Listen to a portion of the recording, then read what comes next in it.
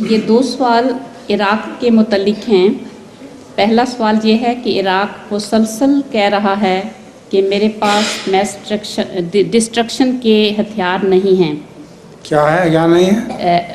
ہتھیار نہیں، اس کے پاس ڈسٹرکٹیو ہتھیار نہیں ہیں۔ ہاں تو حضور سوال یہ پیدا ہوتا ہے کہ کیا امریکہ پھر بھی عراق پر حملہ کرے گا؟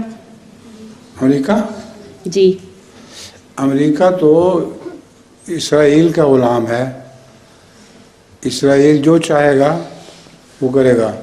عراق ایک غلطی کر بیٹھا ہے کہ پہلے اسرائیل پر اس نے حملہ کیا تھا، یعنی جنگ کے دوران گولہ باری اسرائیل پر کی تھی۔ اس کا غصہ ابھی تک اسرائیل نے نہیں اتارا، وہ بہانے ڈھونڈتا پھرتا ہے، کچھ عرصے کے بعد پھر جوش آ جاتا ہے، پھر عراق کی طاقت جب بڑھتی دیکھتے ہیں اسے مٹا دینے کی کوشش کرتے ہیں۔ ابھی بھی یہی سلسلہ جاری ہے۔